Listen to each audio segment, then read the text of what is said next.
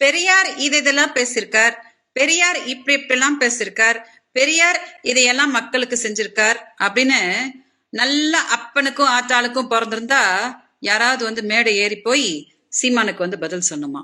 சீமான் சொல்லுவாங்க, சீமான் தமிழ்நாட்டுல எல்லாரும் நல்ல அப்பனும் ஆத்தாளுக்கும் தான் பிறந்திருக்கிறாங்க. எல்லாருக்கும் என்ன சந்தேகம் தெரியுமா? நீங்க நல்ல அப்பனும் ஆத்தாளுக்கும் பிறந்துக்கிறீங்களான்றதுதான் எல்லாருக்குமே ரொம்ப சந்தேகமா இருக்கு. ஏன் தெரியுமா? பெரியார் யாருன்னே உங்களுக்கு தெரியாதா?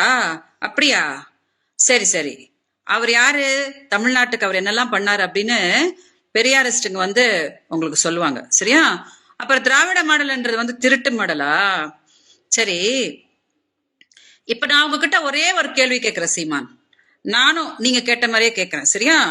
நீங்களும் நல்ல அப்பனும் ஆத்தாளுக்கும் பிறந்திருந்தீங்கன்னா இப்ப பிரச்சாரம் பண்ணிட்டு இருக்கீங்களா ஈரோட்ல இருந்து அந்த மைக்க புடிச்சுக்கிட்டு, அந்த மைக்ல எனக்கு கொஞ்சம் பதில் சொல்லுங்க சீமான்.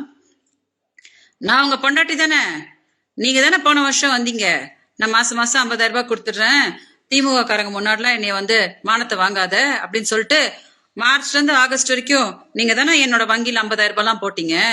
அப்புறம் நீங்க பண்ண டார்ச்சரை தாங்க முடியாம தானே நான் வந்து கம்ப்ளைண்ட் கொடுத்தேன். கம்ப்ளைண்ட் கொடுக்க வந்தா ஆமா அவ என் பொண்டாட்டி தான், நான் பண்ண டார்ச்சர் தாங்க முடியாம தான் வந்து கம்ப்ளைண்ட் கொடுத்தா அப்படின்னு சொல்லாம உங்க பொண்டாட்டியான என்னையவே திமுக கூட கோட்டு விட்டு மேடை மேடையா போய் வந்து திமுக காரன் வந்து அவளை கூட்டிட்டு வந்திருக்கான் அப்படின்னு ஒரு கேவல பிடிச்ச ஒரு வேலையை பண்ணீங்களே.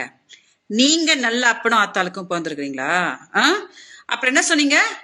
கண்டிப்பா நான் ஒரு நாள் ஜெயிப்பேன், அப்போ உங்களெல்லாம் உண்டில்லன்னு ஆக்குவேனா? அப்படியா சீமான்?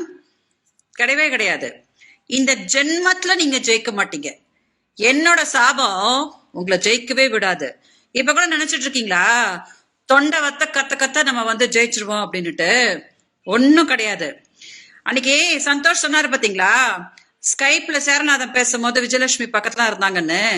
அன்னைக்கே வந்து தமிழ்நாட்டுக்கு என்ன உலகத்துக்கே தெரிஞ்சு போச்சு. சீமான் உறுதியா இதை கொஞ்சம் பார்க்கணும்.